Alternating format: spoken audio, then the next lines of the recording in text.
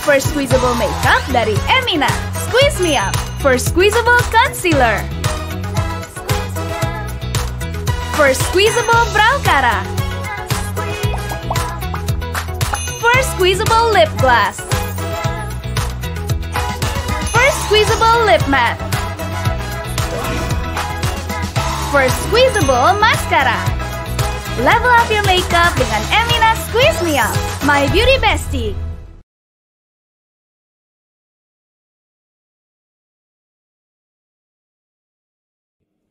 Pemerintah memutuskan untuk melanjutkan penerapan PPKM level 4 dari tanggal 3 sampai dengan 9 Agustus 2021 di beberapa kabupaten kota tertentu. Lihat ibu berdiri sedang bersusah hati, air matamu berlinang, mas intanmu terkenang.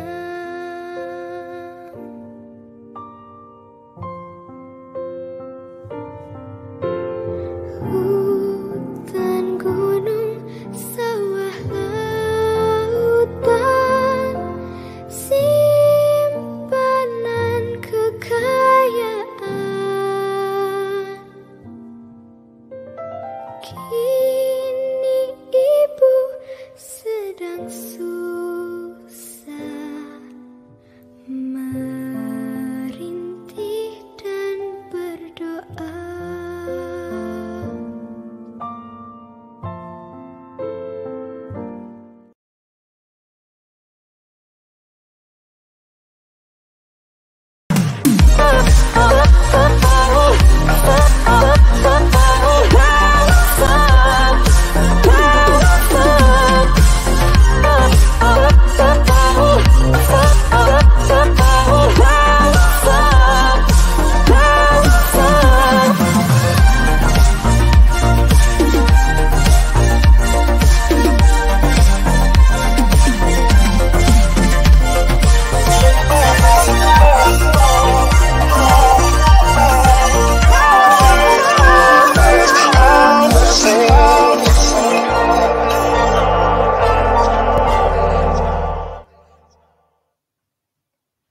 Selamat malam, para pemimpin muda di seluruh penjuru Nusantara. Assalamualaikum warahmatullahi wabarakatuh. Salam sejahtera untuk kita semua, Om Swastiastu, Namo Buddhaya, salam kebajikan, Rahayu. Dan selamat malam, selamat datang di Leaderfest 2021. Perkenalkan, saya Umar Kusuma Hadi, selaku pembawa acara pada sesi malam hari ini. Rangkaian puncak acara Leaderfest dapat para pemimpin muda saksikan melalui pemimpin.id University dan juga aplikasi video sebagai platform utama untuk sesi-sesi di Leaderfest 2021. Para pemimpin muda, jika tahun lalu kami mengangkat tema tentang kebangkitan literasi di Indonesia untuk kemajuan di Indonesia tentunya, maka pada tahun ini kami mengangkat tema tentang bagaimana kita leading in the new era, memimpin di era yang baru. Era pandemi kali ini mendorong kita untuk bisa lebih adaptif dan juga bergotong royong untuk bisa bersama-sama menjawab tantangan yang ada, terutama bagaimana kita bangkit dari krisis dan kita semakin bisa bersama-sama untuk maju. Dan Leaderfest juga mengajak segenap para pemimpin muda elemen di bangsa ini untuk bisa berdialog melalui forum-forum yang kita sediakan melalui webinar dan juga program-program yang telah disiapkan di Leaderfest 2021. Rangkaian webinar merupakan forum untuk berdiskusi lintas generasi dan juga lintas sektoral. Dan acara Leaderfest 2021 ini merupakan acara atau agenda yang didukung oleh PT Paragon Technology and Innovation, serta para rekan media dan kolaborator organisasi komunitas yang turut menyukseskan pelaksanaan acara Leaderfest pada tahun ini. Kemudian, pada tahun ini juga, Leaderfest 2021 mengajak rekan-rekan semua para pemimpin muda untuk bahu-membahu bergotong royong, kita pulih kembali. Kami mempunyai program yaitu Menang Bersama untuk bisa menggalang dana. Menggalang dana untuk apa? Untuk kita bersama-sama membantu para pejuang nakes atau tenaga kesehatan yang saat ini sedang membutuhkan bantuan ataupun juga support dari kita dalam bentuk APD atau alat pelindung diri. Maka teman-teman bisa memberikan donasi atau juga berkontribusi melalui wecare.id. Dalam saat ini kita bekerja sama dengan wecare.id dan teman-teman bisa coba mengaksesnya di wecare.id/menang bersama seperti yang terlihat di bawah ini. Kemudian teman-teman semua para pemimpin muda bisa berbagi juga keseruan, berbagi apa yang telah dipelajari atau misalnya insight-insight dari sekian banyak sesi yang telah diberikan melalui media sosial teman-teman, terutama Instagram, dan Anda mendapatkan kesempatan untuk mendapatkan merchandise, terutama untuk 2 orang yang beruntung. Dan kami juga menyiapkan sertifikat untuk para peserta yang hadir mengikuti sesi-sesi Leaderfest 2021. Dan tim atau panitia akan memberikan tautannya saat sesi berlangsung. Setelah itu, teman-teman bisa mengisi ya. Nah, pada malam hari ini, rekan-rekan semuanya, mungkin termasuk yang sangat menunggu ya, kita akan mengikuti bersama sebuah sesi yang akan memberikan insight sangat bagus sekali, terutama juga karena menghadirkan tokoh-tokoh yang luar biasa di negeri ini. Sesi kali ini kita akan menyimak atau mengikuti sebuah topik yaitu Cross-Sectors Collaboration for the Better Future of Indonesia. Bersama Bapak Muhammad Lutfi, beliau adalah Menteri Perdagangan Republik Indonesia, dan juga Bapak Sandiaga Uno, yaitu Menteri Pariwisata dan Ekonomi Kreatif Republik Indonesia. Dan sesi malam hari ini akan dipandu oleh moderator kita yaitu Ibu Tita Jumario, yang merupakan pendiri Yayasan Ganara Mari Berbagi Seni dan juga sebagai Dewan Pembina Pemimpin.id sekaligus juga sebagai ketua dari Jaringan Menang Bersama. Saya izin menyapa Mbak Tita atau Ibu Tita Jumario. Selamat malam. Selamat malam Mas Omar. Halo Ibu Tita. Halo. Saya terbiasa manggilnya Mbak Tita ya. Oke. Terima kasih Ibu Tita atau Mbak Tita yang saat ini setelah hadir bersama-sama kita untuk memandu nanti sesi bersama para tokoh yang hadir untuk topik Cross-Sectors Collaboration for the Better Future of Indonesia. Mbak Tita sendiri saat ini kesibukannya apa nih Mbak? Kalau boleh di-share, diceritakan kepada rekan-rekan para pemimpin muda. Kesibukannya cukup banyak ya. Jadi sebetulnya untuk malam ini, Mas Omar, saya senang sekali bisa memoderasi sesi malam ini, yaitu Cross-Sectoral Collaboration for the Better Future of Indonesia, karena memang kebetulan saya sendiri juga lintas sektor ya kegiatannya gitu. Jadi saya sendiri seniman, tetapi saya juga bergerak di pendidikan dan juga di industri kreatif. Gitu. Nah, jadi mungkin malam ini I very much look forward ya untuk berbicara dan berbincang-bincang dengan bapak-bapak terhormat yang sudah hadir malam ini. Semoga nanti kita bisa menyimpulkan atau mengarahkan sebuah pembicaraan yang memang bisa menginspirasi banyak pemimpin muda Indonesia yang malam ini sudah tune in ya, mudah-mudahan. Terima kasih.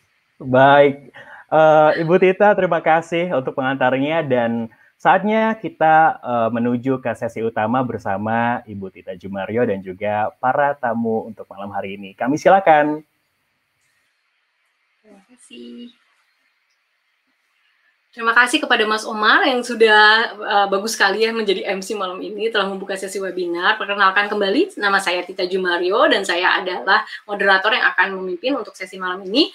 Webinar di malam ini memiliki tema Cross-Sectoral Collaboration for the Better Future of Indonesia. Dan pertama saya ingin memperkenalkan narasumber kita di sesi pertama ini, yaitu Bapak Muhammad Lutfi, Menteri Perdagangan Republik Indonesia. Selamat malam Pak Lutfi. Selamat malam, mohon maaf. Selamat malam Pak. Selamat malam. Selamat malam, apa kabar Bapak malam hari ini? Saya sehat, mudah-mudahan Tita juga sehat. Alhamdulillah. Terima kasih Pak. Ini mungkin aku ingin memperkenalkan kepada pemimpin-pemimpin muda yang sudah join malam ini sekilas tentang Pak Lutfi. Jadi Bapak Muhammad Lutfi diangkat sebagai Menteri Perdagangan Republik Indonesia pada tanggal 23 Desember 2020 oleh Bapak Presiden kita Joko Widodo. Dan sebelum pengangkatannya, Bapak adalah Duta Besar Indonesia untuk Amerika Serikat yang ke-20. Ini adalah kedua kalinya ya Bapak menjabat sebagai Menteri Perdagangan setelah pertama kali di tahun 2014 ya Pak Lutfi. Dan sebelumnya juga pernah menjabat beberapa posisi kepemimpinan di pemerintahan Indonesia. Salah satunya adalah Duta Besar Indonesia untuk Jepang dari 2010 hingga 2013 dan Kepala Badan Koordinasi dan Penanaman Modal Indonesia dari 2005 hingga 2009.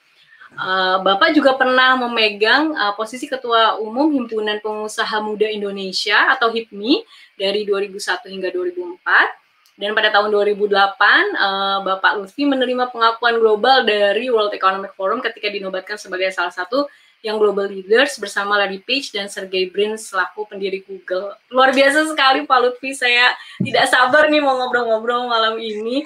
Semoga kita bisa memanfaatkan waktu di malam ini karena banyak sekali yang sudah sangat excited ya ingin mendengar dari Pak Lutfi. Terima kasih banyak waktunya Pak.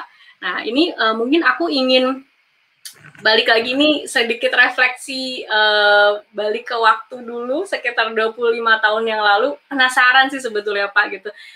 Bapak sendiri sebagai pemimpin muda dulu tuh seperti apa sih? Boleh share nggak ke kita? Silakan. 25 tahun yang lalu berarti kita bicara tahun 96 nih gitu ya. Ya, kalau tahun 96 saya tuh sebenarnya baru pulang dari sekolah tahun 92. Saya bekerja di perusahaan swasta nasional, belajar bagaimana melakukan usaha di tengah era sebelum reformasi. Jadi ketransparanan kurang, banyak liku-likunya. Kadang-kadang orang Jepang bilang katanya mendapatkan proyek di Indonesia mudah tetapi ongkosnya besar. Pasca reformasi Mbak Tita itu kebalikannya. Dapat proyeknya susah, tapi ongkosnya murah karena transparan. Jadi saya kebetulan mendapatkan dua dunia yang sangat berbeda. Dua-duanya ya Pak ya? Ya dua-duanya sangat berbeda. Tapi yang saya tahu pasti bahwa ketika itu saya tahu bahwa untuk menjadi pengusaha, menciptakan nilai tambah itu kita mesti mesti ahead of time di dalam kita mendeduksi. Nah, pada saat itu saya ketemu oleh partner-partner saya juga mungkin orang-orang yang luar biasa. Salah satunya adalah Erick Thohir. Erick Thohir itu partner di Mahaka beserta Saudara Wisnu Wardana dan Harizul Nardi. Dan kemudian saya ketemu juga dengan Sandi Uno yang sebenarnya teman lama ya, teman main basket dari SMP kalau nggak salah. Cuma dia di beda tim aja. Yang kemudian saya ajak ke HIPMI dan menggantikan saya sebagai Ketua Umum HIPMI setelah saya yaitu tahun 2005 sampai 2008. Oke, terima kasih Pak. Izin bertanya SMP-nya di mana Pak? Pangudi Luhur kah? Enggak, saya SMP-nya di Al-Azhar. Oh di Al-Azhar, oke. Al-Azhar Pusat, iya. Oke. Saya satu bangku sama istrinya Sandi sebenarnya, sama gitu? Nur. Ya ampun, goes way back ya berarti ya hubungannya ya Pak ya? Dari kelas 1 SD. Wah, udah lama sekali. Oke. Nah, ini sebetulnya memang penasaran dengan apa yang waktu itu menjadi dasar untuk Pak Lutfi sendiri gitu ya dalam mengatur kepemimpinan untuk diri sendiri dan juga usaha-usaha yang dilakukan pada saat itu gitu. Menurut saya batasannya kan sebetulnya 98 ya pastinya ya gitu. Maksudnya semua berubah di Indonesia di tahun 98. Nah, ini mungkin bisa sharing sedikit untuk pemimpin-pemimpin muda yang sedang menonton gitu ya, apakah memang pada saat perubahan itu terjadi apa yang menjadi betul-betul menjadi dasar gitu untuk Pak Lutfi pegangan kepemimpinan seperti apa gitu, apakah ada cara-cara kepemimpinan khusus yang memang lalu diaplikasikan dan mungkin apa masih dipegang sampai sekarang gitu sampai 25 tahun kemudian gitu. Ya itu basisnya sebenarnya sama ya Mbak Tita ya. Ini juga kepada seluruh pemimpin muda yang ada pada malam hari ini. Jadi memang waktu itu karena kebetulan saya memimpin usaha beserta teman-teman saya itu ketika tahun 98 itu terjadi kejadian yang luar biasa.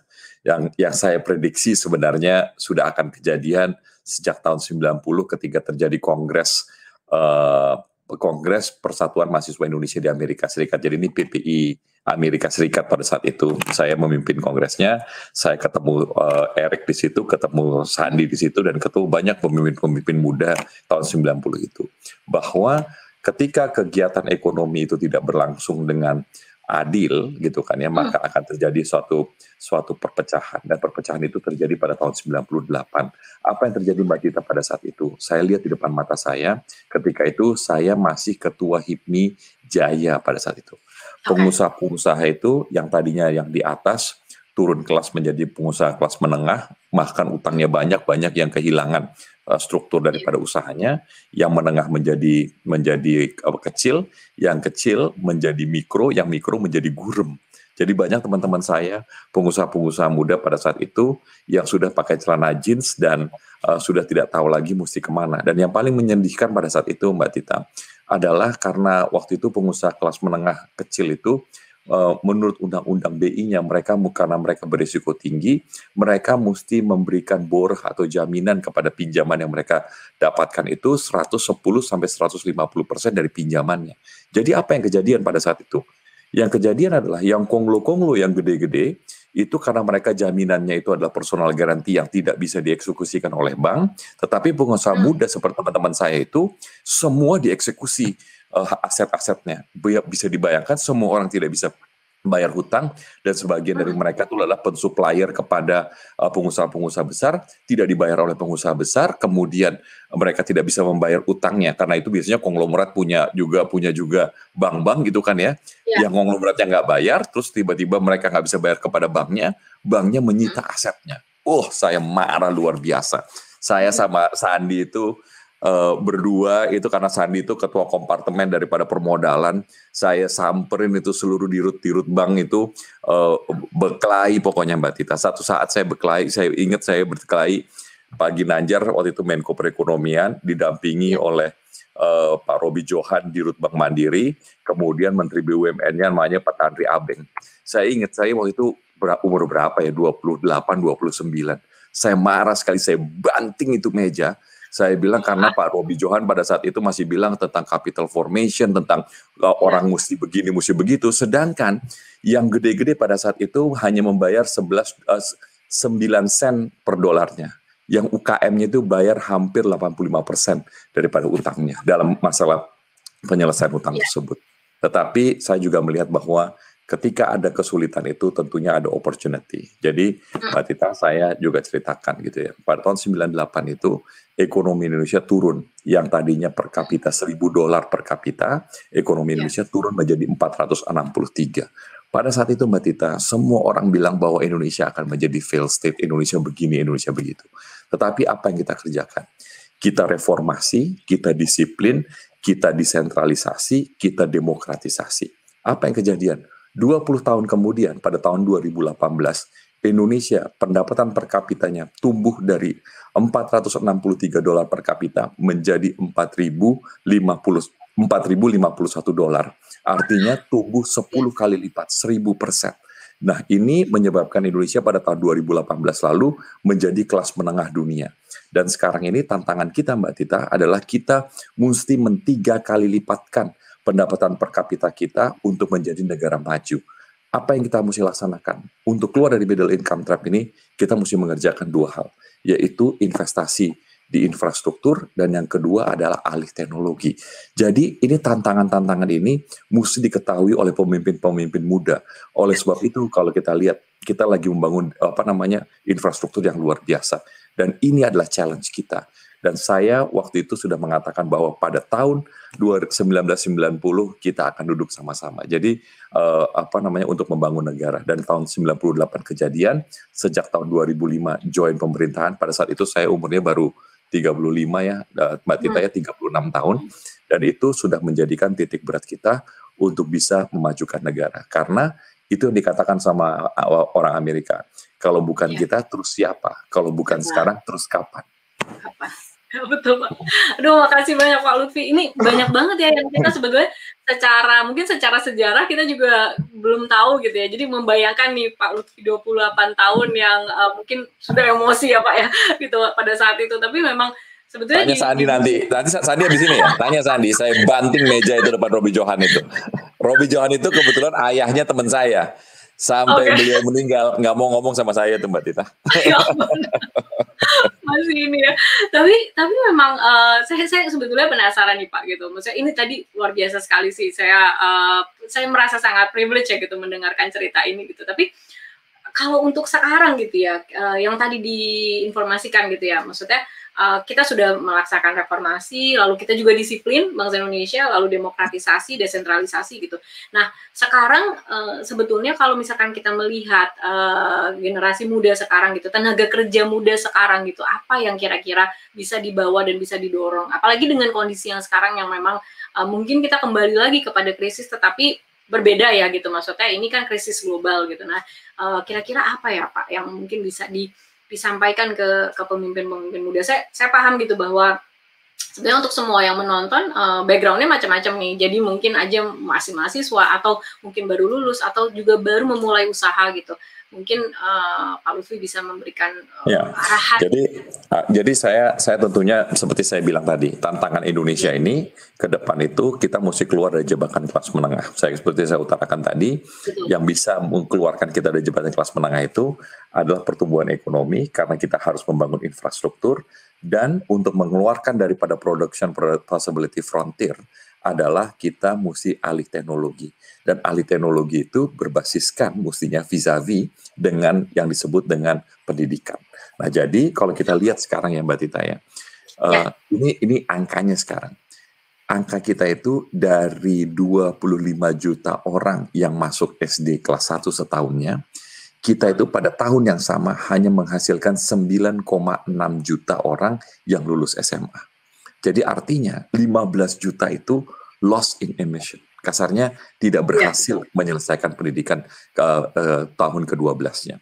Sedangkan tuntutan untuk Indonesia menjadi ekonomi berpenghasilan tinggi, kalau hari ini yang lulus SMA hanya 60%, pada tahun 2045, 99% dari tenaga kerja kita mesti lulus SMA. Artinya, kan kalau kita mau kerjakan, artinya ini kan 24 tahun ke depan kan Mbak Tita ya. Jadi kita ini mesti bersiap-siap sekarang.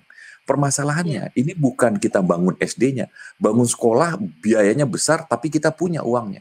Yang menjadi permasalahan kita sekarang ini adalah kita mesti menyiapkan guru-guru yang kualitasnya baik dan berkualitas. Nah, ini sekarang dengan terobosan teknologi, apalagi kejadian sekarang habis COVID-19, namanya EduTech, Education Technology, dan Health Tech, untuk membangun daripada bangsa golden age kita ini atau golden generation kita ini adalah sangat penting. Nah, jadi artinya apa? Saya berkeyakinan Mbak Tita, ke depan itu yang akan menjadi pelontar ekonomi dan bangsa Indonesia itu adalah teknologi. Kalau kita berbicara teknologi, kita berbicara inovasi. Nah, ini semua berkaitan semuanya. Jadi kalau kita lihat sekarang, misalnya contohnya ya dengan ekonomi digital itu, saya selalu bilang, kan manusia itu selalu terkekang oleh ruang dan waktu. Ekonomi digitalisasi itu melempar kita kepada suatu era di mana ruang dan waktu itu bisa ditembus. Nah, inilah saya bilang memang dari Yang Maha Kuasa bahwa Indonesia diberikan kesempatan untuk itu. Nah, jadi tanpa pelontar digital ekonomi ini, menurut hemat saya kita sangat sulit untuk 3 kali lipatkan pendapatan per kapita kita sebelum demographic bonus kita habis. Demographic bonus kita itu habis, Mbak Tita, katanya antara tahun 2038 sampai tahun 2040. Apa itu demographic bonus? Demographic bonus itu menurut studi OECD, tidak ada satu bangsa sejak tahun 69 bisa menjadi negara berpendapatan tinggi kalau mereka orang tuanya sudah lebih banyak dari anak mudanya. Nah, demographic bonus itu orang muda yang lebih banyak daripada orang tuanya. Nah, untuk itu sekarang kita mesti berpacu. Dan sekarang kita berbicara teknologi. Ketika kita berbicara teknologi, kita berbicara inovasi. Nah, ini Mbak Tita yang akan membedakan kita karena karena teknologi akan melontarkan ekonomi Indonesia menjadi mungkin negara nomor 4 atau nomor 5 di dunia pada tahun 2045. Wah, Luar biasa, terima kasih Pak Lutfi. Ini memang sebetulnya kalau kita bicara bonus demografi, dan kita tahu ya kondisi pendidikan di Indonesia ya sekarang cukup terhempas ya karena pandemi gitu. Jadi memang Salah, banyak Mbak Tita. Saya malah justru kebalikan. Malah justru kebalikan. Dari sebenarnya dalam gini, saya pernah ngomong memang orang itu udah bicara dengan school dengan dari school dengan Zoom dengan segala macam itu sangat sulit, dan saya sempat dicacala sama netizen masalah itu. Yang kita bicarakan itu adalah yang akan datang, bahwa yang dari studi yang apa yang kita dapatkan dari COVID-19 ini, nanti inovasi untuk anak kita belajar dan kita mengajar itu akan berubah di masa yang akan datang, yaitu melalui digital platform. Sekarang memang tidak baik, sekarang memang mahal, sekarang itu memang memberatkan. Tetapi suatu hari ini menjadi suatu yang kita sebut inevitable atau tidak dapat dielakkan. Nah, jadi Mbak Tita nanti kan Mbak Tita masih muda kan, saya merasa yakin nanti anak-anaknya Mbak Tita ini duduk di ruang tamu dengan 5G, dengan Internet of Things, dengan blockchain gitu kan ya, itu rasanya itu anak duduk di tengah kelas di sekolahnya gitu loh.